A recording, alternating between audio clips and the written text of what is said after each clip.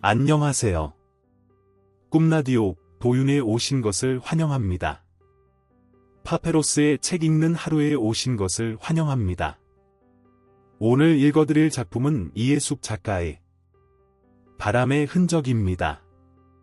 이 소설은 여행을 떠나는 두 친구의 이야기인데요. 어릴 적부터 마음을 나누어 온 절친한 중년 여성 두 명의 여행 이야기입니다. 그들이 왜 여행을 떠나게 되었는지, 또 여행지에서 어떤 일이 벌어질지 주의 깊게 들어주세요. 깊은 공감을 불러일으킬 두 사람의 이야기가 여러분에게도 많은 생각할 거리를 제공할 것입니다. 그럼 이제 작품 낭독을 시작하겠습니다. 끝까지 함께해 주세요. 바람의 흔적. 이해숙 실내 온천의 한 구석에 처져 있던 반투명 비닐막을 젖히고 나오니 그곳은 바로 소문으로만 듣던 노천 온천이었다. 산봉우리처럼 큰 바위들이 탕을 병풍처럼 둘러싸고 있었고, 고개를 들면 하늘이 바로 눈앞에 펼쳐졌다. 따뜻한 물속에 몸을 담그고 얼굴만 차가운 바람을 맞으니 그 상쾌함이 특별했다. 마침 희미하게 가라앉았던 하늘에서 나비 날개 같은 눈송이가 흩날리기 시작했다. 눈송이는 떨어지자마자 따뜻한 물 위에서 흔적도 없이 사라졌고, 달아오른 내 두 뺨과 어깨에는 상큼한 여운만 남았다. 그 이색적인 느낌이란 아마도 눈 내리는 겨울밤의 뜨거운 아랫목에 몸을 파묻고 차가운 동치미 국물을 마시는 북녘 사람들의 기분과 비슷하지 않을까 싶었다. 저녁 식사 시간이 가까워서인지 호텔 투숙객들을 위한 온천장은 한산했고, 나는 금방 일행들이 모여 있는 곳을 찾아낼 수 있었다. 같은 일본어 학원에 다니며 인연을 맺은 20대 후반의 직장 여성 4명과 두 아들을 남편과 함께 데리고 온 30대 중반의 여성, 이렇게 겨울 휴가를 함께 떠난 일행이었다. 그들 모두 내리는 눈발 속에서 서늘한 공기와 따뜻한 물을 오가며 즐거워하고 있었다. 오늘 아침 김포공항에서 처음 만나 서로 벗은 몸을 드러내면서도 전혀 어색해하지 않았다. 여행은 확실히 사람들을 빨리 친해지게 하는 마력이 있는 듯했다. 나 역시 그들 쪽으로 다가가려다가 멈췄다. 팽팽한 피부와 늘씬한 팔다리를 자랑하는 젊은 여성들 앞에서 탄력을 잃고 군살이 붙은 49세의 몸이 부끄러워졌다. 마음속으로 수연에게 대체 뭐하고 있는 거야? 얼른 나오지 않아? 라며 투덜거리며 다시 비닐 휘장을 들추고 안으로 들어갔다. 10명의 일행 중 8명이 4명씩 짝을 이룬 것처럼 나도 수연과 한 팀이었다. 교사인 수연은 마침 겨울방학 중이었다. 한 달 전 홀몸으로 키운 외동딸 혜림을 결혼시켜 사위와 함께 미국으로 떠나보낸 그녀는 기쁨보다 서운함이 더 컸는지 어느 날 예고도 없이 술 냄새를 풍기며 우리 집에 찾아왔다. 그날 저녁, 그녀는 우리가 친구된 이래 처음으로 완전히 무너진 모습을 보여주었다. 남편을 교통사고로 잃었을 때는 너무나 기가 막혀 독살스럽게 입술을 깨물며 눈물 한 방울 흘리지 않았던 그녀였는데, 진이야, 나 오늘 너희 집에서 잘래?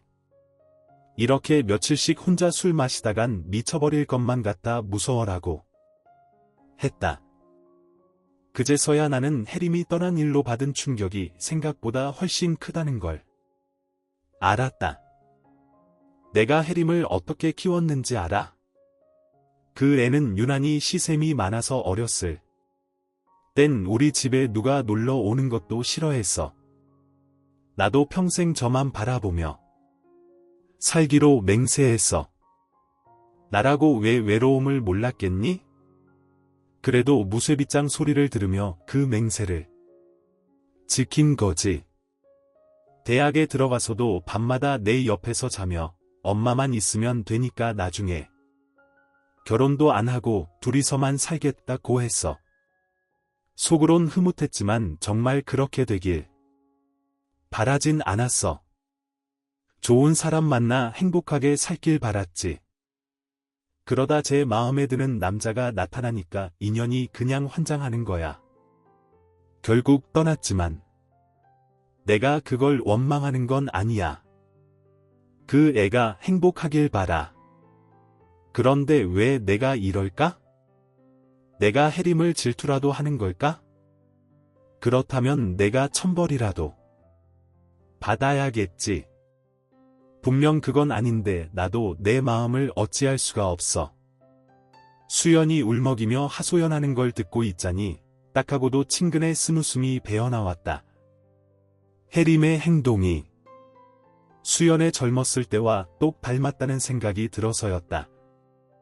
중학교 1학년 때 수연과 같은 반이 되자 조용하고 얌전한 분위기의 수연에게 나는 자연스럽게 끌렸다. 나와는 다르게 새침하고 예쁜 외모가 마음에 들었는지도 모른다. 나는 수연에게 다가가기 시작했고 수연은 서서히 마음을 열었다. 하지만 친구가 된 후로는 수연은 질투심 많은 애인처럼 나를 제 곁에 두지 못해 안달이었다. 중고등학교를 같이 다니면서 많은 친구가 생겼지만 수연에게 나는 유일한 친구였다. 대학만은 각자의 적성에 맞춰 진학했지만 수연은 음대에서 피아노를 전공하면서도 속마음을 털어놓을 친구를 사귀지 못했던 것 같다. 틈만 나면 나를 만나러 내가 다니는 대학 앞으로 왔다. 그러다가 대학 3학년 때부터 소식이 뜸해졌는데 그때가 해림의 아빠가 될 남자를 만난 시기였다. 수연과 그 남자는 집안 형편이나 조건이 잘 맞아떨어져 수연이 대학을 졸업하자마자 결혼했다. 하지만 모든 것이 너무 순조롭게 잘 풀려나가는 걸 시기한 무언가가 있었던 것 같다. 수연이 첫 아이를 임신 중일 때 남편이 교통사고로 세상을 떠났다. 그 후 친정에서 딸 해림을 낳았지만 시댁에서는 수연과 해림을 받아들이지 않았다. 어쩌면 수연이 시댁에 들어가고 싶어 하지 않았던 것일지도 모른다. 친정 아버지가 돌아가시고 오빠가 물려받은 가업이 실패하자 수연은 중고등학교 음악교사로 일하며 친정어머니와 딸의 생계를 책임져야 했다. 술에 취해 우리 집에 찾아온 그날 밤 수연은 나와 한방에서 자면서 밤새 하소연을 하다 울다 하며 날이 밝도록 진을 뺐다. 다음 날 부끄럽다며 방에 틀어박혀 나오지 않았다. 할 수 없이 남편과 아이들이 먼저 아침을 먹고 각자 일터로 나간 뒤 수연과 마주 앉아 식사를 했다. 그녀는 내가 끓여준 북어국에 밥을 몇 숟가락 말아뜨며 커피를 홀짝거리다 느닷없이 진이야 나 좀 어디로 데려가줘 라고 했다. 처음엔 기분 전환 삼아 함께 여행이라도 가볼까 했는데 결국 행선지가 일본으로 결정됐다. 일본에 가기로 한 건 전적으로 수연의 뜻을 따른 것이었는데 왜 일본이냐는 데 질문에 특별한 이유는 없다고 했다. 그냥 한번 가보고 싶다는 것이었다. 나 역시 수연을 위한 여행이라면 그녀가 가고 싶은 곳으로 가야겠다는 생각에 더 이상 캐묻지 않았다. 나는 그 자리에서 바로 여행사에 근무하는 시댁 조카에게 전화를 걸었다. 솔직히 그때까지도 진짜 여행을 떠난다는 실감보다는 그저 들뜬 마음에 혹시 일본으로 가는 패키지 여행 상품이 있느냐고 물어본 것이었다. 조카는 뜻밖의 반색하며 최소한 10명은 모여야 떠날 수 있는 일본 여행의 신청자가 8명밖에 없어서 못 떠나고 있다며 머릿수를 채우자고 제안했다. 눈이 내리고 추운 겨울이라 일본 여행 희망자가 적었고 이번 겨울에는 한국에도 30년 만에 폭설이 내렸지만 일본 역시 15년 만에 큰 눈이 왔다고 했다.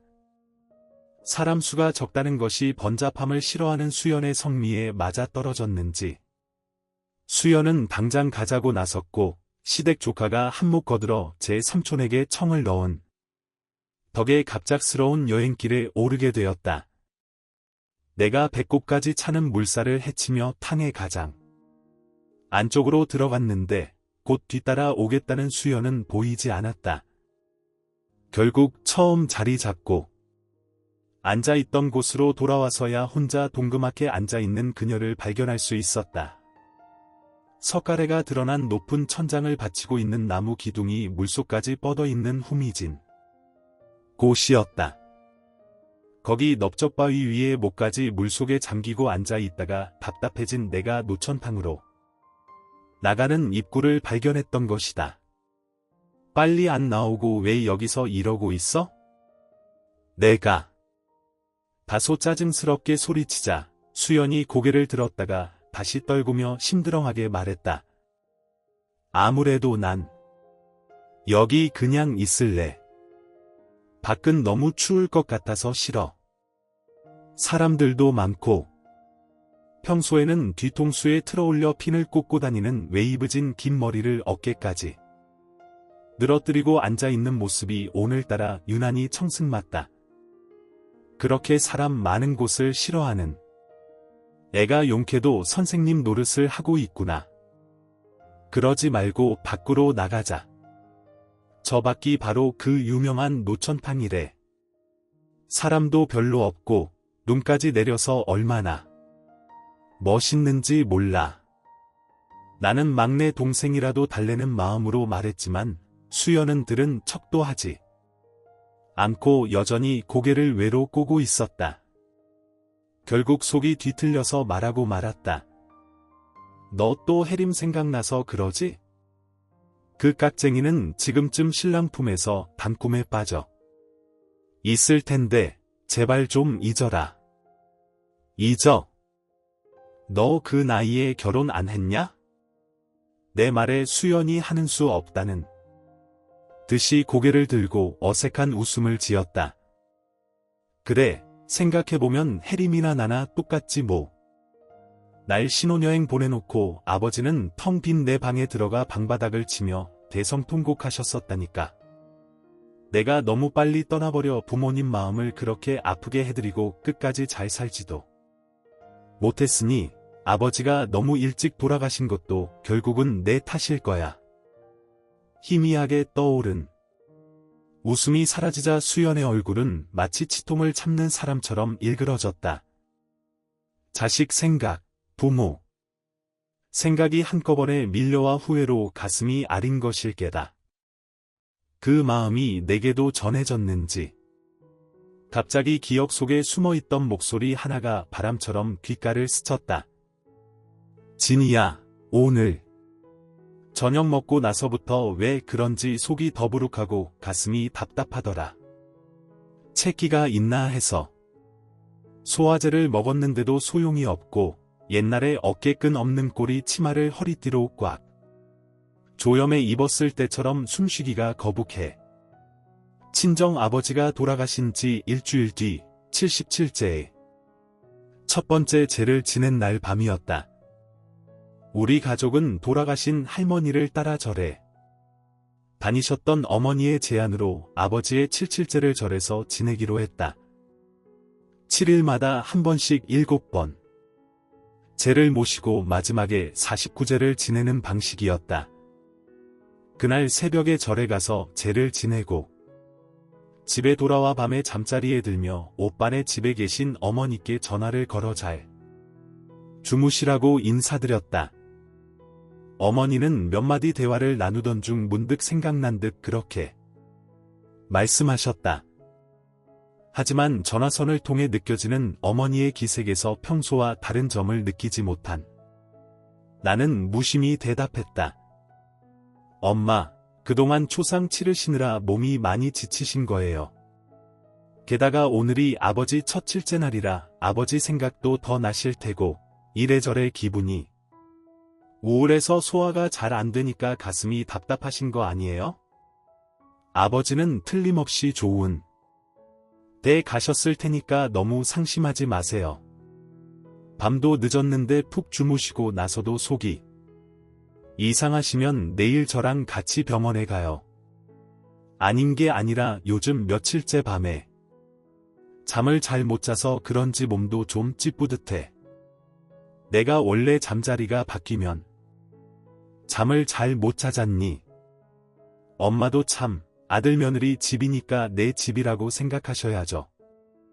남의 집에 간 것처럼 그러시면 어떡해요? 내 말에 어머니는 가볍게 웃으시며 전화를 끊으셨다.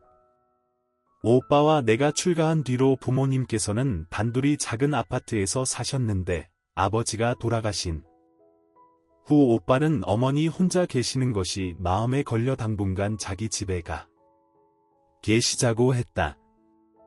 평생을 교육자로 지내신 아버지는 초등학교 교장으로 정년퇴직하신 뒤부터 성격이 약간 예민해지셨고 시간이 갈수록 그 증세가 심해져 돌아가실 무렵엔 심각한 치매에 빠지고 말았다. 그 방면으로 잘 아는 사람에게 들은 말에 따르면 자기 일에 충실했던 사람일수록 은퇴 후 우울증에 빠지기 쉽다고 했다. 아버지가 바로 그런 경우였던 것 같다. 나중에는 제자들이 명절에 인사를 하러 오는 것도 싫어하시고 심지어 손주들이 놀러 오는 것도 귀찮아하실 정도였다.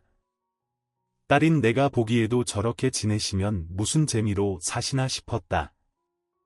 죄 없는 어머니까지 답답한 아파트에 갇혀 지내야 한다고 생각하면 딱하다 못해 아버지가 원망스러울 때도 있었다. 아버지께서 재작년 가을에 78세를 일기로 돌아가셨을 때 어머니를 위해 차라리 잘된 일이라고 생각했던 것도 그런 이유 때문이었다. 이제 어머니께서 마음 놓고 외출하시고 친구분들과 만나시고 손자들도 집에 드나들게 할 수 있을 테니까. 그리고 나와 여행도 다니실 수 있을 테니. 그래서 앞으로는 내가 어머니를 모시고 적어도 1년에 4번은 국내 관광을 다니겠다고 결심했다. 돌아가시기 전에 우리나라 명승고적을 다 구경시켜드려야지. 그리고 언젠가는 해외여행도. 사실 내가 결혼하기 전까지만 해도 어머니와 나는 종종 함께 영화를 보러 다녔고 내가 잡지사에 근무할 때는 내 출장을 어머니가 소풍 삼아 따라오기도 했을 만큼 우리는 죽이 잘 맞는 모녀였다. 돌아가신 아버지의 영정 앞에서 그런 생각을 했던 것이 그토록 용서받을 수 없는 불효였던가. 내가 어머니와 함께 누리려던 그 즐거움의 기회는 영영 오지 않았다. 전화로 내게 가슴이 답답하다고 호소하신 바로 그 이튿날 새벽, 어머니는 주무시던 모습 그대로 세상을 떠나셨다. 군 복무 중이던 오빠. 내 큰 아이가 말년 휴가를 나와서 할머니가 쓸쓸해 하신다고 한 방에서 모시고 잤는데도 전혀 알지 못할 만큼 조용한 죽음이었다. 어머니의 사인을 밝히기 위해 집에 왔던 근처 병원 의사가 물었다. 고인께서 혹시 혈압이 높으셨습니까? 또 평소에 등이나 어깨가 아프다고 하신 적은 없었나요? 올케가 흐느끼며 깜짝 놀란 표정으로 대답했다. 노인이시니까 혈압은 좀 높으셨죠. 그리고 얼마 전에는 어깨에 담이 들었는데 침을 맞아도 잘 낫지 않는다고 하셨어요. 제가 병원에 가서 물리치료를 받아보시자고 했는데 아버님 병환이 위중해지셔서 그럴 틈이 없었죠. 의사가 고개를 끄덕이며 말했다. 그때 아프셨던 곳이 왼쪽 어깨였죠? 그걸 어떻게 아세요? 올케가 놀라서 물었다. 역시 돌아가신 모습을 보고 제가 짐작했던 대로군요. 고인께서는 심근경색으로 돌아가셨습니다. 심근경색이 오면 몸의 왼쪽 부분에 통증을 느끼거든요. 평소에 약하게 나타나던 증세가 주무시던 중에 갑자기 심해져서 돌연사하신 겁니다. 때때로 숨이 답답하고 가슴이 꽉 막히는 것 같은 증세도 겪으셨을 텐데, 의사가 말했다. 오빠와 올케가 갸우뚱거리며 서로를 바라보았다. 그 순간 내 가슴 밑바닥에서 머리 꼭대기에 달렸던 추가 떨어져 내리기라도 한 것처럼 쿵 하고 울리는 소리가 났다. 그렇다면 어젯밤에 어머니께서 가슴이 답답하다고 호소하셨던 것은 내게 마지막으로 보낸 구조 신호였던가. 아물거리는 귓전에 올케이 하는 말이 들려왔다. 글쎄요. 그런 말씀을 하신 적이 있는지 없는지 잘 기억이 안 나네요. 요 몇 년 사이에 아버님 건강이 원체 안 좋으셨기 때문에 거기 신경 쓰느라고 어머님께는 저희가 좀 소홀히 해드렸던가 봐요. 가끔씩 찾아뵙거나 전화로 요즘 어떠시냐고 여쭤보면 항상 괜찮다고만 하셔서 그런데 이렇게 갑자기 돌아가실 줄을 누가 알았겠어요? 올케가 말끝에 울음을 터뜨렸다. 나는 바들바들 떨리는 손끝으로 소파 등을 딛고 선 채 입이 부터 말이 나오지 않았다. 어머니께서 전화로 숨이 답답하다고 호소해 오셨을 때 바로 잠자리를 박차고 달려갔던가. 오빠에게 알려서 근처 병원에라도 한번 모시고 가보게 했으면 그처럼 허무하게 돌아가시지 않았을지도 모른다는 생각만 머릿속에서 뺑뺑이 판이 되어 돌아갔다. 아버지의 장례식에 오셨던 분들이 어머니의 초상에도 오셔서 어머니의 죽음이야말로 가장 복된 것이라고 두 분이 금술이 원체 좋으셔서 그처럼 빨리 아버지 뒤를 따라가신 것이라고 위로했지만 내가 느끼는 죄책감은 조금도 줄어들지 않은 채 차가운 얼음덩이가 되어 내 가슴속 깊은 곳에 박혀져 있다. 나는 어느새 으스스 한기가 도는 가슴을 두 손으로 감싸 안고 뜨거운 물속에 몸을 숨겼다. 여행의 나흘째 호텔에서 이른 아침밥을 먹고 신칸센 열차를 탔다. 종착역은 교토. 지난 이틀 동안 도쿄의 명소 몇 군데와 하코네를 들렀던 것처럼 오늘도 교토와 나라의 관광지 몇 군데를 둘러보고 오사카 남항으로 가 밤배를 타고 배부로 갈 예정이었다. 이런 식으로 5박 6일 동안 일본의 본토를 북에서 남으로 꿰뚫고 규슈까지 발걸음을 하는 것이다.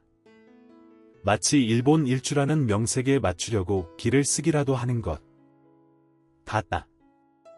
몸이 고달픈 데 비해 무게와 깊이는 없지만 반복되는 일상에서 벗어나 낯선 풍물들을 보는 일은 어쨌든 신기하고 즐겁다. 바로 앞좌석에서 초등학생 두 형제가 찍고 까부는 소리가 등받이를 넘어 들려왔다. 역시 아이들은 지칠 줄을 모른다. 그들의 바로 뒤에서 수영과 나는 푹신한 의자 등에 파묻히듯 앉아 말없이 차창 밖의 시선을 팔고 있었다. 아마 수연도 나만큼이나 나른한 피로감에 젖어 있을 터였다. 눈은 우리 일행이 도쿄에 갔던 날 아침부터 그쳐서 오늘은 아주 쾌청한 날씨다. 철로 양옆으로는 한국의 늦가을 무렵처럼 파랗게 갠 하늘 밑에 경지 정리가 잘 된 농과 밭이 널따랗게 펼쳐져 있기도 하고 나무가 가지런히 숨겨진 산비탈이 지나가기도 한다. 가끔씩 노란색으로 씻은 풀이 잔디처럼 곱게 덮인 양지바른 언덕에 옅게 깔린 눈이 녹고 있는 모습을 보면 해독머리의 초범인 것 같은 착각이 들기도 했다. 일본에 도착한 다음 날 갔던 니코 국립공원에서 얼어붙은 폭포와 눈 덮인 호수를 보고 온 일이 실감이 나지 않을 정도였다. 때때로 회색 지붕의 벽이 하얀 집들이 옹기종기 모여있는 마을이 시야에 들어왔다 나가곤 했지만 집 밖에 나다니는 사람들은 보이지 않았다.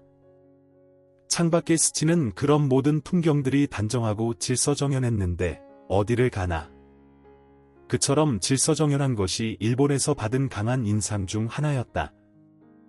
차와 사람이 넘쳐나는 번잡한 도심에서조차 길게 늘어선 자동차의 행렬이 단 한 군데라도 흐트러지는 일은 없었다.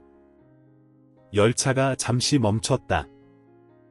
역 구내였다. 우중충한 빛깔의 겨울 코트를 입은 사람들이 부지런히 오고 가는 건 한국과 다름없는 풍경이다.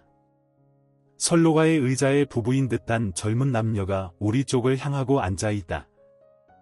남자의 무릎 위에 뭔가 네모지고 널쩍한 것이 얹어져 있어 유심히 보니 작은 칸이 여러 개 나누어진 도시락이다. 작은 칸마다 빛깔과 모양이 각기 다른 김밥인지 반찬인지가 들어있다.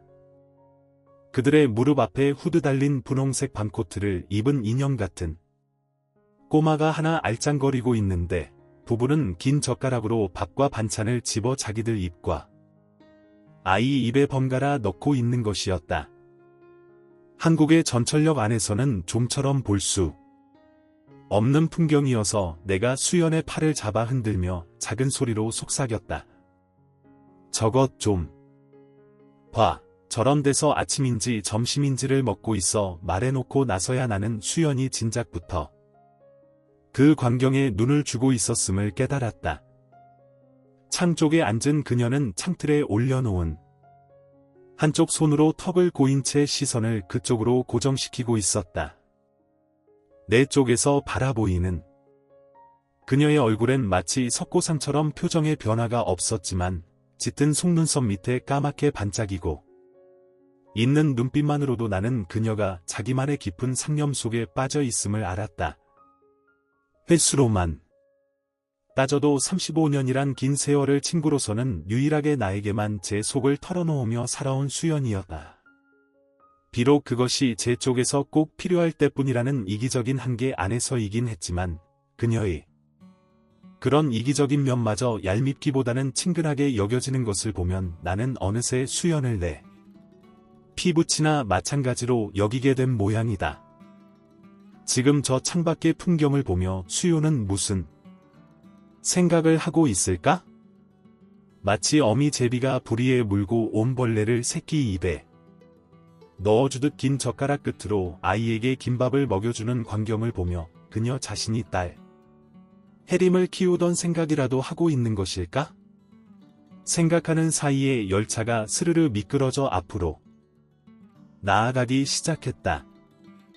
일본인 가족들의 모습이 서서히 눈앞에서 밀려나 보이지 않게 되자 수연이 뜻모를 한숨을 푹 내쉬었다. 부모와 자식 간에 하는 짓거리는 어디나 다 똑같다. 그치 내가 수연의 속마음을 넘겨짚어서 한마디 했는데 수연의 반응은 뜻밖이었다. 그 사람들 20년 후쯤엔 어떤 모습일까? 어쩌면 부부는 이혼을 하고 아이는 가출을 해서 각자 따로따로 살아가고 있을지도 모르지. 시선은 여전히 창밖에 던져둔 채 그렇게 말하는 것이어서 나는 좀 어이가 없었다. 일가족이 지어내는 단란한 한때의 풍경에서 하필이면 그런 심술궂은 상상을 하다니. 그건 혹시 제 자신이 겪었던 불행한 체험의 반동일까? 하기는 해림을 뱃속에 가진 채 남편을 잃었으니 아까의 그 가족과 같은 단란함은 평생 가져보지 못한 수연이 아닌가. 마음 깊은 곳에서 솟아나는 연민 때문에 나는 자신도 모른 새 수연의 한쪽 손을 찾아서 꼭 잡았다. 그런 내 마음이 통했는지 수연이 내 쪽으로 약간 몸을 기대오면서 고개를 숙인 채 들릴락 말락하게 말했다. 진이야. 너 내가 지금부터 하는 얘기 다 듣고 이 자리에서 잊어버려 줄래? 그건 수연이 제 마음속에 뭔가 털어놓고 싶은 것이 있을 때면 의뢰 꺼내드는 실말이었다. 그리고 거기에 대한 내 대답은 항상 똑같았다. 그야 물론이지. 한 귀로 들리고 한 귀로 내보낼 테니까 염려 말고 털어놔봐. 내 얘기 들으면 너 틀림없이 나더러 정신 나간 여자라고 할 거야. 아이고 참 정말 그런지 안 그런지 들어봐야 알 거 아니야. 그렇게 웃만 떼다 말면 나 정말 널 정신 나간 여자로 생각하고 내 마음대로 아무 상상이나 막 할 테니까 알아서 해. 그제서야 수연이 할 수 없다는 듯이 입을 열었다. 나 사실은 3년 전쯤에 어떤 사람을 만나게 되었었어. 외삼촌 회사에서 기술 고문으로 초빙한 사람이었는데 한국의 전통 음악에 관심이 있다고 그랬나 봐. 외삼촌이 나더러 공연장 같은데 좀 안내해 주라고 소개를 시켜주신 거지. 내 머릿속에 번개처럼 한 생각이 떠올랐다. 그 사람 일본 사람이었구나. 수연이 고개를 끄덕이고 나서 계속했다. 그래도 서로 말은 통했어. 그 사람이 일본에서 미리 한국말을 배워가지고 왔었거든. 물론 아주 유창하지는 못했지만, 그럼 너랑 만나는 사이에 말도 많이 늘었겠네. 1년 반 만에 본국으로 돌아갔으니까 다른 사람들하고도 많이 만났겠지. 원래 외삼촌 회사하고 제휴를 맺고 있는 일본 회사의 직원이었거든. 말하자면 한국에 장기 출장을 왔던 거야. 그런데 그 사람 결혼은 안 했었어. 결혼한 사람이었지. 물론 나이가 나보다도 5살이나 많았는걸. 그런데 부인하고는 이혼을 전제로 별거 중이라고. 아이는 딸이 하나 있는데 집을 나가서 남자친구하고 동거 중이었고 그래. 이거야. 완전히 콩가루 집안이네 하는 생각에 나는 말문이 막혔다. 수연이 하필 그런 남자와 사귀었다는 사실이 얼른 받아들여지지 않았다. 보통 이상의 미모를 지닌 채 젊어서 남편을 잃고 직장 생활을 계속해야 했던 수연에겐 30대가 지나도록 주변에서 호감을 보이며 다가오는 남자들이 없지 않았다. 그러나 그녀는 딸 혜림을 방패 삼아 어느 누구의 접근도 허락하지 않았기에 무수의 빗장이란 별명마저 얻게 되지 않았던가. 평생을 대쪽처럼 살다 가신 교육자 아버지의 딸로 태어나 대학 졸업 후에 평범한 직장에 몇 해 다니다가 똑같이 평범한 사람과 만나 늦은 결혼을 한 나였다.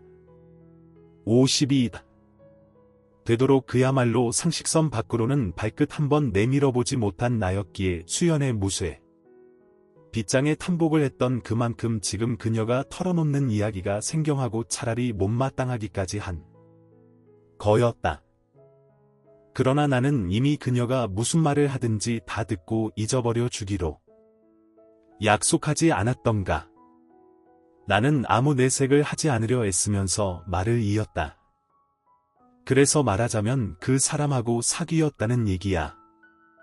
사귀었다기보다 그냥 만나서 얘기하면 서로 잘 통하는 것 같았고 좋은 사람이라는 생각은 했었는데 일본으로 돌아가기 직전에 날더러 자기하고 결혼해 줄 수 있겠느냐고 묻더라. 부인은 나를 만나지 않았더라도 어차피 이혼을 할 참이었으니까. 그리고 일본에선 자식들이 고등학교만 졸업하면 을의 집을 나가서 독립을 한다는 거야. 그러니까 나만 허락한다면 우리가 결혼하는데 아무 문제가 없다고. 설마 너 그래서 그 남자랑 깊은 관계까지 갔던 건 아니겠지. 아슬아슬한 느낌 탓에 미처 정리되지 못한 생각이 그대로 내 입 밖으로 쏟아져 나갔고 수연이 옆으로 비틀고 있던 고개를 휙 돌려 나를 쏘아보았다. 눈을 크게 뜨고 입술을 잘끔 무는 것이 어지간히 놀라고 화도 난 표정이었다. 어쩜 넌 나를 그렇게 넌 날 그런 여자로 알았니? 나는 당황해서 손사래까지 쳐가며 얼레발을 쳤다. 아니 그런 게 아니라 내가 처음에 그랬잖아. 얘기 다 듣고 나면 널 정신 나간 여자로 알 거라고. 적어도 그 정도까지는 가야 정신이 나갔다고 할 거 아니야? 수연이 스무숨을 베어문 채 입을 다물었다. 그 씁쓸한 심정이 내 마음에 전해지면서 나는 굳이 캐묻지 않아도 왜 하필 그 남자여야 했는지 알 수 있을 것 같았다. 사실 수연에겐 그 남자의 국적이나 처해진 상황 같은 것은 그다지 큰 의미가 없었을 것이다. 오직 혜림이 떠나간 빈자리를 채워줄 그 누군가가 절실히 필요했을 따름일 테니까.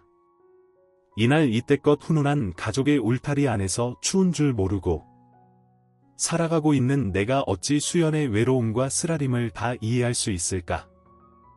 그러니 그녀의 선택이 특별히 도덕적 지탄을 받을 만한 일이 아니라면 나로서는 왈가왈부할 여지가 없는 건지도 모른다. 나는 또다시 막내 동생을 달래는 큰언니의 심정이 되어 부드럽게 물었다. 그럼 너 혹시 여행 끝나기 전에 그 사람한테 전화 연락이라도 한번 해볼 생각이니? 수연이 고개부터 접고 나서 대꾸했다.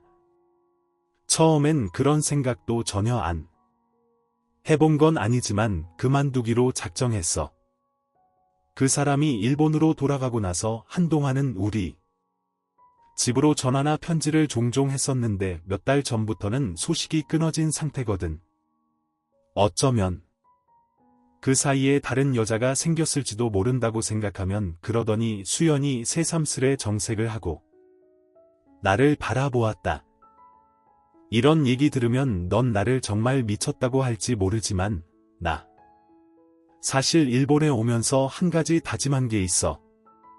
만약 나하고 그 사람이 정말 맺어질 운명이라면 내가 일본을 여행하고 있는 동안에 어디선가 우연히 만나질 것이고 그때 그 사람이 다시 한번 청혼을 해온다면 그땐 나도 받아들이겠다고 하지만 그런 일이 일어나지 않는다면 그땐 그 사람을 깨끗이 잊겠다고 듣고 나니 어처구니가 없었다. 웃을 때마다 입가와 눈꼬리에 잔주름이 물결치고 관자놀이에는 새치가 뿜어져 나오는 판국에 이게 무슨 소녀 같은 감상주의란 말인가? 나는 정신이 번쩍 나도록 야단을 쳐줄 심산으로 입을 열었다. 행여나 남이 들을세라. 언성만은 잔뜩 낮추어서 내가 생각하는 그런 만남은 운명도 우연도 아니고 공상소설에 나오는 주인공들처럼 텔레파시라도 통해야 생길 수 있는 일이야. 그런 능력이 누구한테나 다 있다면 전화 같은 건 아예 발명될 필요도 없었겠다. 그렇게까지 그 남자한테 미련이 있으면 지금이라도 당장 전화를 걸어 그 사이에 그쪽에 누군가가 생겨나 있다면 깨끗이 단념해 버리면 그만이고 만약 아직 너를 못 믿고 있다면 다시 한번 시작해 보는 것이고 미자야 본전 아냐 이것도 저것도 아닌 채 끌탕만 하다가 그냥 집에 돌아가서 두고두고 후회하지 말고 그래 너는 매사에 맺고 끊는 게 확실하니까 너라면 그렇게 하겠지. 하지만 이건 내 일이니까 그냥 내 방식대로 처리하게 내버려둬. 오늘 하루만 지나면 다시는 그 사람 얘기는 꺼내지도 않을 테니까. 그 사람은 교토에 살아. 그러니까 그 사람을 만날 수 있는 기회는 오늘 우리가 교토 관광을 하고 있을 때뿐인 거지. 난 오늘만 지나면 영원히 그 사람을 잊기로 마음속에 맹세했어. 말을 끝내고 고개를 돌리는 수연의 목이 유난히 길어 보였다. 앞으로 저 목이 얼마나 더 길고 가늘어질까. 정말 기적 같은 일이라도 일어나서 그 남자를 만나게 된다면 모를까. 그냥 이대로 돌아간다면 필경 지난번처럼 술을 마시고 우리 집에 와서 쓰러지리라. 그것도 몇 번씩이나 되풀이해서 그러면서 늙어갈 수연의 모습을 상상하니 끔찍했다. 어떻게 해서든 그런 일만은 일어나지 않도록 해야 할 텐데. 내게 무슨 방법이 있단 말인가? 나는 그만 의자 등받이에 기대어 눈을 감았으나 잠시 뒤에 수연이 몸을 일으키는 기척에 도로 뜨고 말았다.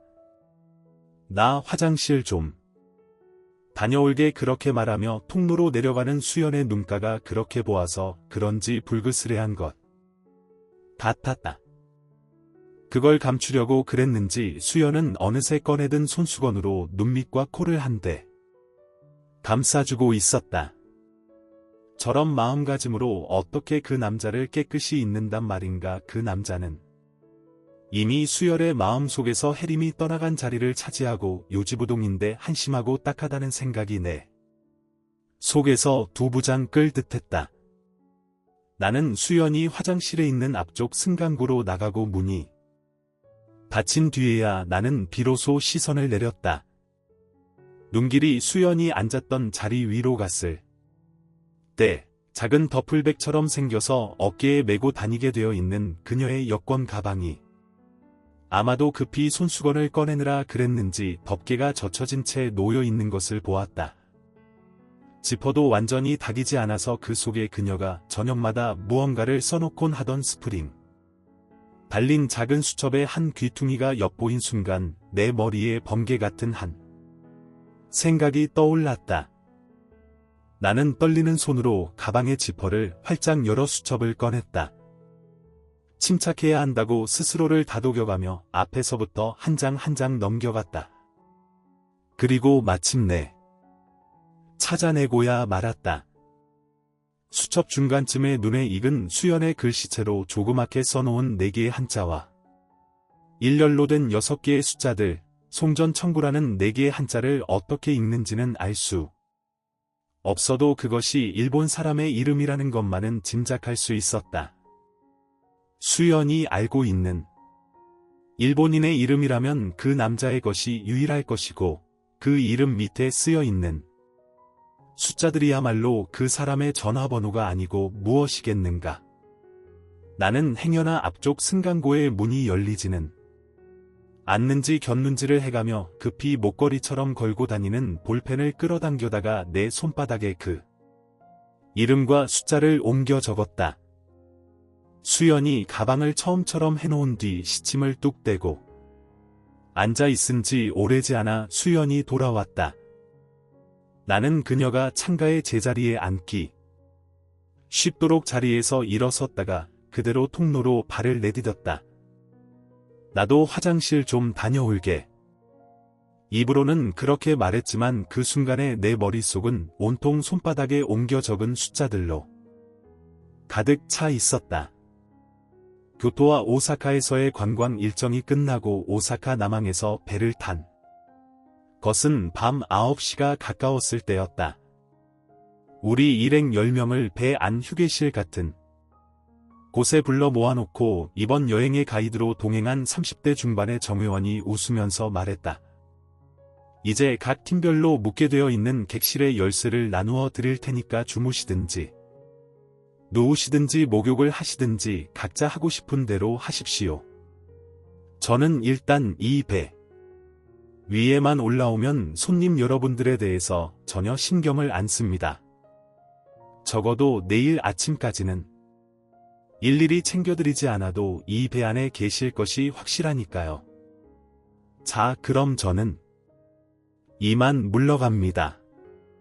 선내의 객실은 좌우 양쪽 벽에 나무로 된 간소한 모양의 침대가 벽에 고정되어 있고 출입구 양쪽에는 간이 옷장과 사기로 된 세면대, 그리고 문 맞은편 정면의 동그란 창 밑에 직사각형의 테이블이 한 개 놓여 있는 게 설비의 전부였다.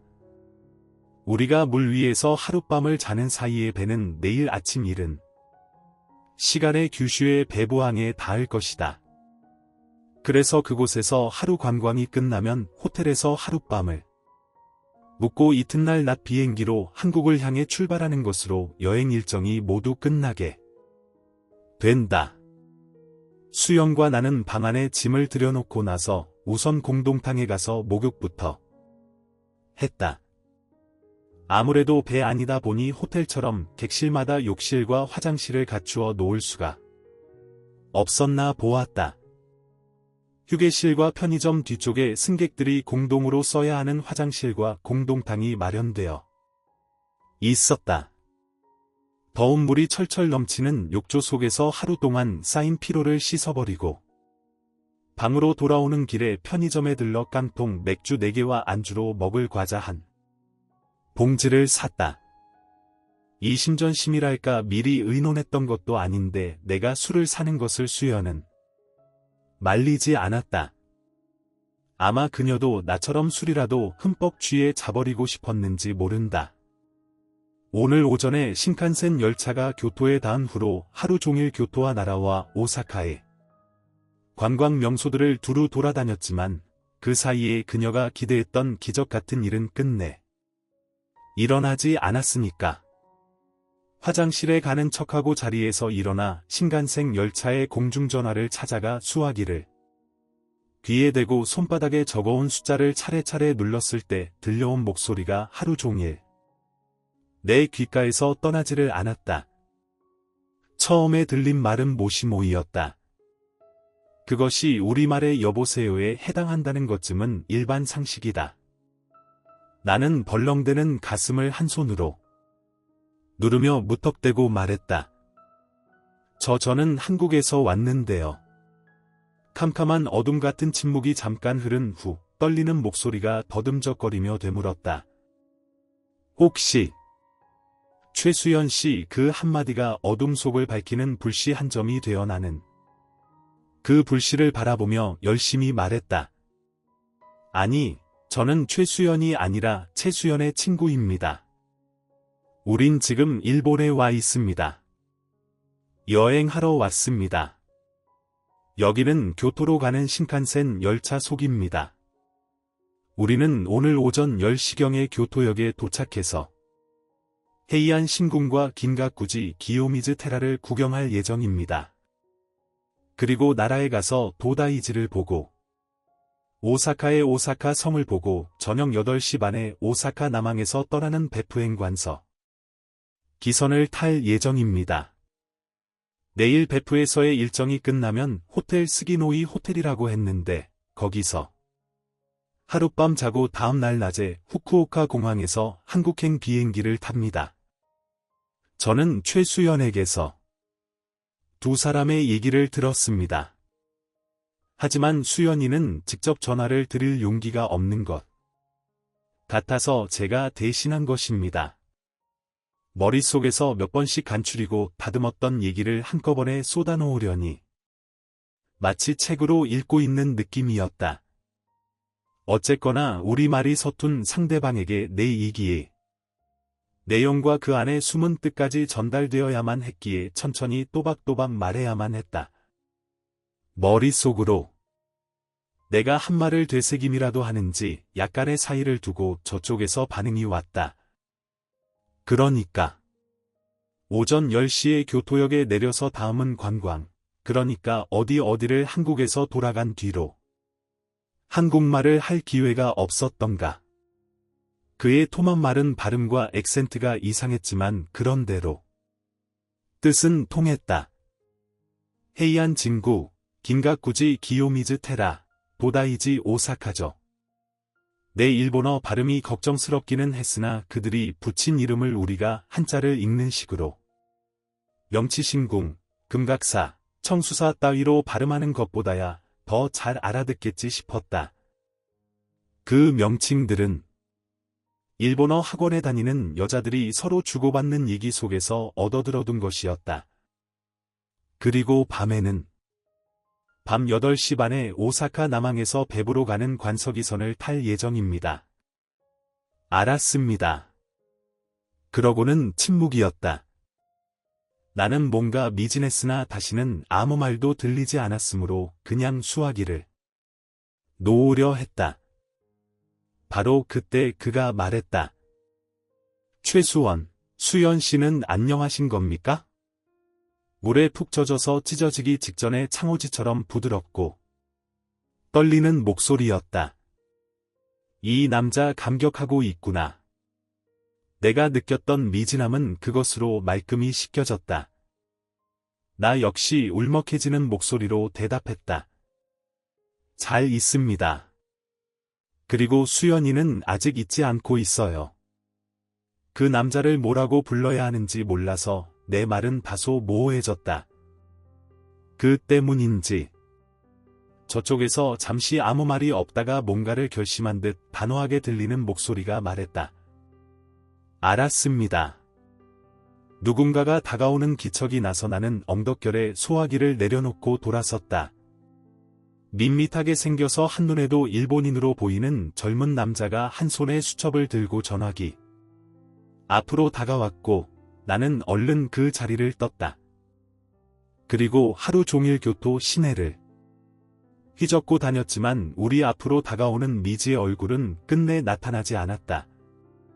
전화기를 통해 들려오던 그 남자의 떨리는 목소리는 순간의 감동에 불과했던 것일까. 소화기를 내려놓은 즉시 새로이 사귀고 있는 여자의 얼굴이 떠올라서 수연의 모습은 한순간에 그의 뇌리에서 사라지고 말았던 걸까? 수연과 나는 허리에 고무줄이 들어간 편한 바지와 두툼한 무명 티셔츠. 차림으로 탁자 앞에 앉아서 맥주 깡통을 한 개씩 들어 살짝 맞부딪힌 후 한 모금 들이켰다. 목욕 후에 맥주 한 모금이란 역시 기가 막혔다. 혓바닥이 바싹 마른 모래밭이어서 모처럼 쏟아지는 소낙비 방울을 떨어지는 족족 흔적도 없이 빨아들이는 그런 느낌이랄까. 목젖이 다 짜릿했다. 이 맛 진짜 끝내주지 않니? 가라앉은 둘 사이의 분위기를 띄워보려고 내가 다소 과장되게 감탄하고는 보기 좋게 또 한 모금을 쭉 들이켰다. 수연도 흉내를 내듯이 쭉 들이켰다. 커튼을 걷은 창밖은 어둠이 내려 캄캄하고 또 눈이 내리려는지 별빛조차 없었다. 내가 오늘 하루 동안에 진행될 우리의 행로를 자세히 가르쳐 주었으니 그 남자는 그럴 마음만 있다면 충분히 우리가 가는 곳에 나타날 수 있었으리라. 하다못해 저녁에 배부로 가는 배가 떠나는 자리에라도 거기만은 시간과 장소가 다 확실히 정해져 있었으니. 그러나 날이 저물도록 그런 일은 일어나지 않은 채 배는 드디어 육지를 떠났다. 마침내 내가 혼자 속으로 그 남자에게 전화를 걸었던 일은 영원히 나만의 비밀로 가슴속에 묻어두어야겠다는 다짐을 했을 때였다. 출입문에서 가벼운 손기척 소리가 난 것은 나는 입에 대었던 깡통을 내리면서 문 쪽으로 시선을 돌리다가 수연이 손에 들었던 깡통을 탁자 위에 떨어뜨리듯 내려놓는 것을 보았다. 그녀는 자신이 지나치게 놀란 것에 무안이라도 탄 것처럼 허겁지겁 깡통을 집어들며 탁자 위로 고개를 숙였다. 그러고는 아무 소리도 못 들은 것처럼 탁자 위로 튄 술방울을 휴지로 닦기 시작했다. 내가 일어나 문 앞으로 다가갔다. 누구세요? 저 정회원인데요. 이 방이 최수연님하고 박진혜님 방 맞죠? 어떤 남자분이 저를 찾아오셔서 최수연님 방이 어디냐고 물어서요. 방금 마신 술이 위장이 아닌 머리 꼭대기로 올라가서 거기서부터 온몸이 술에 젖어 내리는 것 같은 느낌으로 머릿속이 빙글 돌았다. 잠깐만 기다려 주세요.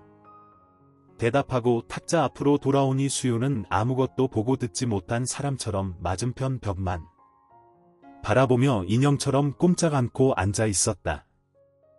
수연아, 누가 널 찾아왔대? 어서 나가. 봐. 나는 그녀의 겨드랑이를 껴들어 일으키고 침대 위에 걸쳐 놓았던 방한용 윗옷을 내려 어깨에 걸쳐 주었다. 아직 덜 말라서 어깨에 흐트러진 긴 머리를 꽃무늬가 예쁜 내 손수건으로 동여매주고 화장기 없는 얼굴에 조금이라도 화색이 돌게 하려고 가방에서 립스틱을 꺼내 입술에 발라줄 때까지 수연은 마치 등신이라도 된 것처럼 멍청한 표정으로 뻣뻣이 서 있었다. 잠시 후 수연을 앞세우고 방문을 열었을 때 자다 깬 것처럼 어리둥절한 정혜원의 얼굴 뒤에 한 남자가 서 있었다. 짙은 회색의 긴 코트에 남색 손뜨개 털목도리를 두른 중키의 남자. 살찌지도 마르지도 않은 몸매의 수준. 많지만 반백이 훨씬 넘은 머리카락, 나이 든 사람치고는 굴곡이 그다지 심하지 않은 얼굴에 몇 개의 깊은 주름살이 웃음도 찡그림도 아닌 묘한 표정을 만들어내고 있었다. 그가 마침내 한 발짝 앞으로 나서며 억눌린 음성으로 최수연 씨 하고 불렀을 때 나는 입이 붙은 듯 아무 말도 하지 못하는 수연의 등을 밀어 문 밖으로 내보냈다. 정혜원이 둥그레진 눈으로 수연의 어깨를 넘어 나를 보며 물었다. 아시는 분이세요? 네, 잘 아는 분이에요. 안내해줘서 고마워요. 정 의원이 돌아갔다. 수연이 여전히 아무 말도 못한 채 남자를 따라 발을 옮기는 것을 확인하고 나서 나는 문을 닫고 안으로 들어왔다. 혼자 탁자 앞에 편하게 앉아서 맥주 깡통을 새로 따며 검은 거울 같은 유리창에 비친 얼굴을 바라보았다. 반짝이는 제기라고 약에 쓰려도 없는 펑퍼짐한 얼굴에 크지 않은 눈이 놀란 토끼처럼 동그랗게 떠져 있다. 마치 자신이 한 일의 결과가 스스로도 놀랍다는 듯이. 사실 나는 지금 내가 버려놓은 짓이 좋은 건지 나쁜 건지 잘 판단이 서지 않았다. 다만 수연의 운명이 보다 행복한 쪽으로 방향을 틀기 바랐을 뿐. 나로서는 이것이 일생일대의 모험을 하고 있는 셈이기도 했다. 평소 변변치 못한 주량으로는 마신 술의 양이 과했던가. 정신이 몽롱해진다 싶더니 그만 탁자에 엎드려 깜빡 잠이 들었나 보다. 문득 정신이 들고 보니 문 두드리는 소리가 들려오는 것이었다. 큰 소리가 날까봐 겁을 내는 것처럼 조심스레 두드리는 소리가 계속 들려오는 것으로 보아 나는 쉽사리 잠에서 깨어나지 못했던 모양이다. 급히 일어나 뛰어가 문을 열자 고개를 푹 숙인 수연이 방 안으로 쏟아져 들어왔다. 겉옷도 벗지 않은 채 탁자 앞에 가서 얼굴을 감싸고 주저앉는 것이 뭔가 심상치 않은 일이 벌어진 것 같았다. 왜 그래? 수연아.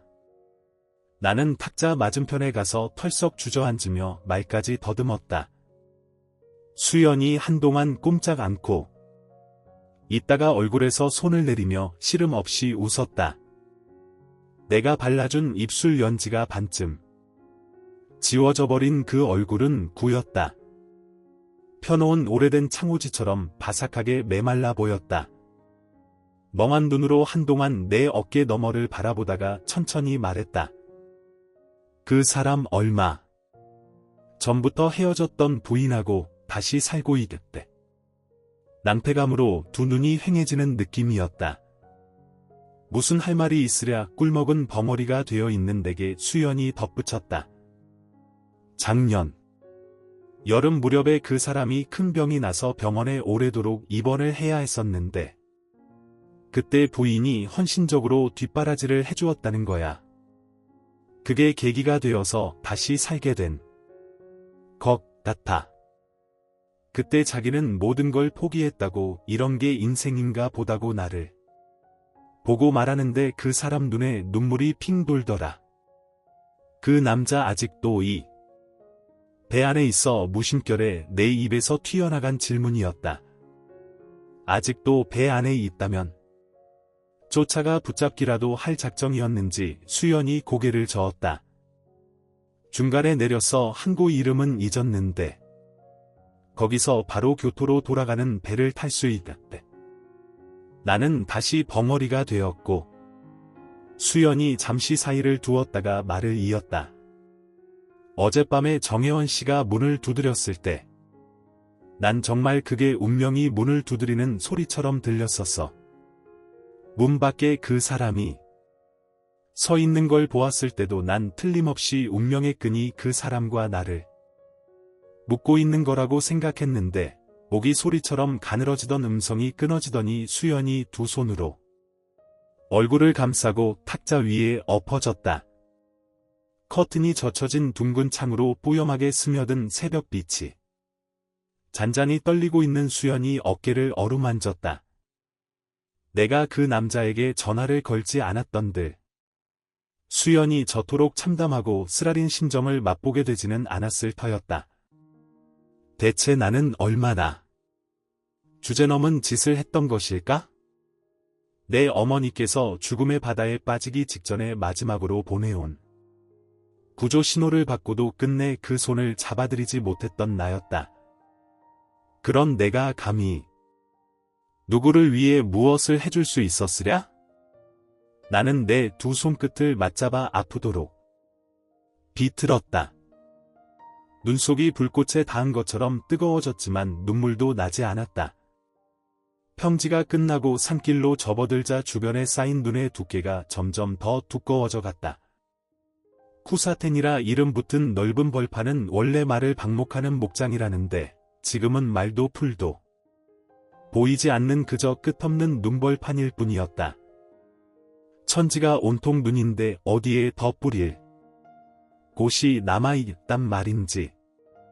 우리가 백부항에 내렸을 때부터 하늘은 또다시 눈을 머금어 희뿌옇다.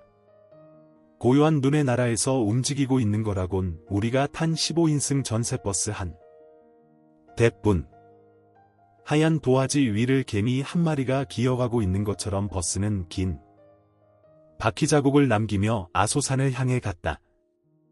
눈 덮인 허허벌판을 지나 칙칙하도록 짙푸른 가지 위에 수백 수천 마리의 학이라도 내려앉은 것처럼 눈이 수북수북 쌓인 상록수 숲을 지나 하얀 벚꽃송이 같은 눈꽃이 만발한 키 작은 편목 숲을 지나 버스는 마침내 산 정상 바로 밑에서 멈추었다. 거기서부터 정상까지는 걸어 올라가든지 케이블카를 타고 가야 한단다. 버스 밖으로 나서니 살을 내일 듯 매서운 바람이 온몸을 후려쳤다.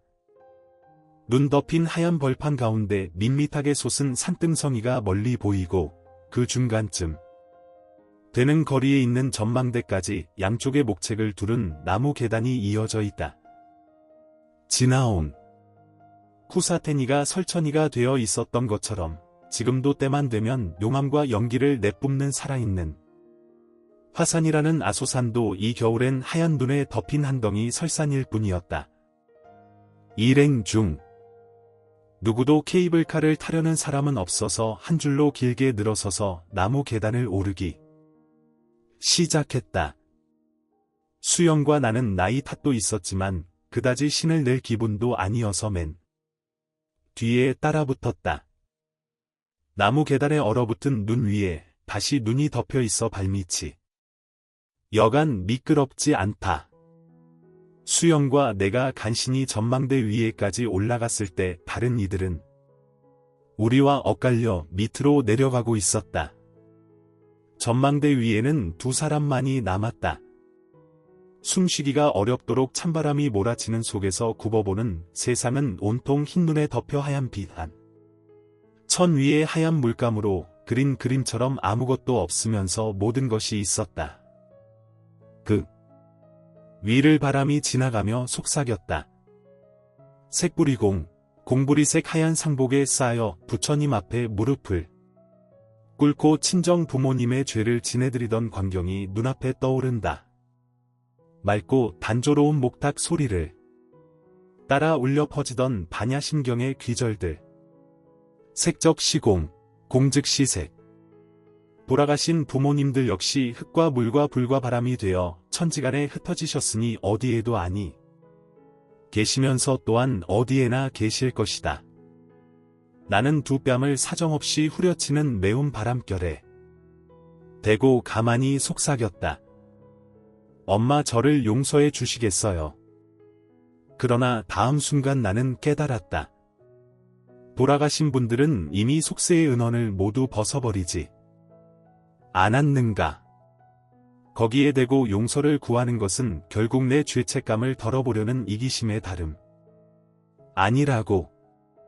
흰눈과 바람 속에 하얗게 탈색되어 가던 나의 의식을 일깨운 것은 수연의 목소리였다. 그 목소리는 세찬 바람과 맞대결이라도 하듯 쨍쨍했다. 정말 대단한 바람이다. 까딱하다 날아가겠어. 이렇게 사나운 바람을 정면으로 맞고 있다니. 나도 참 강한 사람이라는 생각이 들어. 내가 돌아보자. 수연은 바람에 머리카락을 흩날리면서 잠을 잘 못 자서 부시시한 얼굴로 활짝 웃어 보였다. 진이야, 사실 나 그동안 참 강하게 살아오지 않았니? 아빠. 없는 혜림이를 혼자 키우면서 세상의 온갖 유혹도 다 이겨내면서 말이야. 그랬으면서 왜? 나 자신을 항상 누군가가 곁에 있어주지 않으면 안 되는 약한 존재로만 생각했을까? 이제부터 난 혼자라는 사실을 결코 두려워하지 않을 거야. 누군가가 꼭 옆에 있어주지 안아도 될 만큼 내가 강한 존재라는 걸 깨달았으니까 바로 이 바람 속에서. 말이야. 내가 가슴이 뭉클러져서 말없이 바라보자. 수연이 조금은 쑥스럽다는 듯이 장난스레 목을 움츠리며 또박또박 말했다. 진우야, 고마워. 내가 어제 그 사람한테 전화를 걸어주지 않았더라면 난 지금의 이런 깨달음을 결코 얻지 못했을 거야. 수연의 얼굴에 갓도단한 여인삭처럼 수줍은 미소가 새로 피어났다. 보는 사람의 마음을 한없이 편안하고 포근하게 만들어주는 그 미소를 보면서 나는 문득 그것이 내 어머니께서 생전에 보여주시던 그것과 똑같다는 생각을 했다. 그 순간 마치 내 안에 얼어붙어 있던 무언가가 녹아나오기나 하는 것처럼 차갑게 언대 뺨 위로 뜨거운 것이 흘러내렸다. 재밌게 감상하셨나요? 이 소설은 영화로 비유하자면 로드무비 같은 형식인데요. 여행을 하면서 벌어지는 이야기니까 형식은 좀 비슷한 것 같습니다. 이 소설 속에서 나오는 일본의 겨울 풍경들을 보면서 참 이국적이면서도 마음이 가라앉는 느낌이 들었어요. 여러분은 어떠셨나요? 어디든 여행을 떠나면 뭔가 새로운 애가 되는 기분이 들죠. 그래서 그런 기분을 느껴보려고 자꾸 여행을 떠나려는가 봅니다. 아무튼 이 두 친구는 여행을 떠나면서 아주 중요한 것들을 깨달은 것 같습니다. 수연은 아빠 없이 애지중지 키운 딸의 결혼으로 공허해진 마음을 누군가에게 의지하면서 채우려고 했었던 나약한 자신의 모습을 깨닫습니다. 그리고 동시에 그 속에는 지금껏 알지 못했던 자신의 단단하고 강한 삶의 의지 또한 깨닫게 되는데요. 이건 아주 중요한 일이죠. 인간은 근본적으로 혼자이기 때문에 외롭고 또 누군가에게 의지하고 싶어집니다. 하지만 언제까지고 그 의지가 되는 대상이 영원히 있어주지 못하죠. 그러니 스스로 강해질 필요가 있는 것입니다. 그것을 수연은 매서운 눈바람이 몰아치는 산 정상에서 깨달은 것입니다. 그리고 진이도 그곳에서 어머니에 대한 미안함과 죄스러웠던 마음을 털어버리게 되는데요. 어머니의 마지막 구조 요청에 바로 행동으로 옮기지 못했다는 자책감이 그녀를 괴롭혔던 것입니다. 부모님의 죄를 지내드릴 때 들리던 반야심경의 귀절처럼 모든 것은 무상하고 무심함으로 귀결된다는 그 의미를 되새기며 제니는 어머니에 대해 가졌던 무거운 짐들을 바람에 실려보냅니다. 여행을 떠나는 이유는 이런 데에 있는 것 같습니다.